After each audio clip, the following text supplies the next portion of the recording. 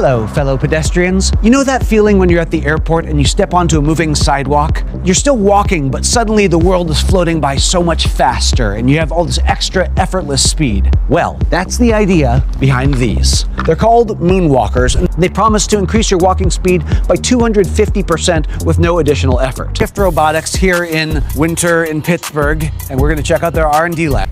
First things first, I need to know how these things work. Okay, so I'll help you to activate them. What we should do is lift up our heel, right heel, and turn inside. Yeah. And then put it down? And put that down. So see the green LED here? Yeah. They turn green, that means now you're in shift mode. To go back to the lock mode, right? All you need to do is lift the same heel that you just used for shifting, for moving into the shift mode by doing this. Okay. And put them down. Oh, that's it. You're on lock mode again. First up, the brake test.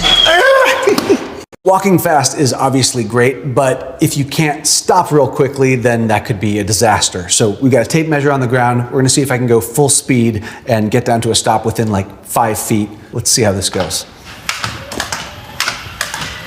Oh my God, this feels dangerous. Oh, okay. That was all right. I think I actually get closer than 5 feet.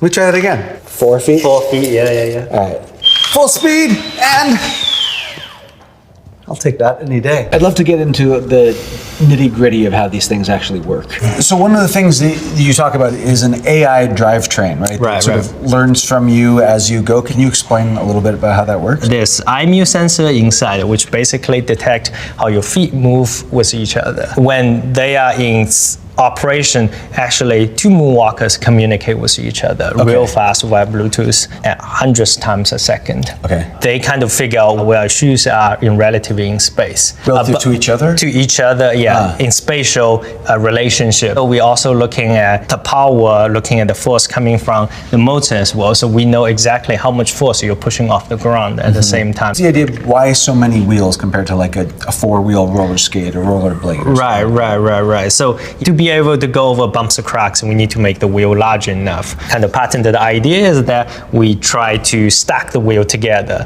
so that even though they are small, but simulate much larger radius of rails. This is actually the 9th iteration of the Moonwalkers.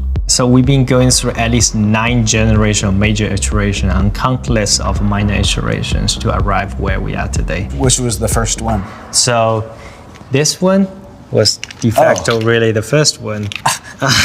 This is before like AI was integrated. Absolutely, before so any if you AI just hit kicked the button, your feet could actually just shoot out. From Absolutely, yeah. If you don't release that, you can actually fly. I'm just curious, where did this idea come from? like why? Yeah, if we can really enhance and augment the way people walk, especially in places like San Francisco, LA, New York, where most of people commute around on foot or mass transit. If we can help them to cut the commuting time by half, that's a huge saver for them. Pedal assist electric bikes are kind of like help you go faster in the bike lane with less effort.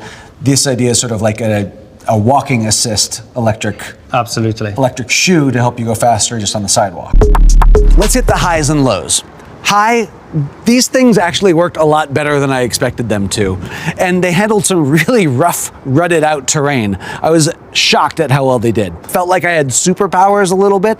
It almost felt like I was ice skating over land. These actually felt a lot safer than I expected them to as well. They're really pretty portable. Even if they ran out of batteries, you could just toss them in a backpack. And I like that they're universally chargeable with a USB-C. You just charge them under your desk and you're ready to go home. They had pretty good stopping power, and I didn't feel like they were just going to shoot out from under me unexpectedly. They felt very intuitive. They felt like they were going to do what I wanted them to do, not what they wanted to do. Hopefully nobody hacks them and turns them into rocket shoes. Low, there's still a few comfort things that need to be worked out. These straps really do dig in a little bit, especially if you're wearing lighter weight shoes, and I feel like they need to work on spreading out the pressure on your feet. Weighing in at 4.2 pounds each, you really do feel it with every step. Not so much when you're walking and gliding, but when it's powered off in lock mode, going upstairs, that's a real significant weight that you've got under your feet. They're also certainly on the pricey side, which makes them a bit of a luxury item, and that's going to eliminate them for a lot of people. But if you're commuting in them daily, I could see it actually being worth it.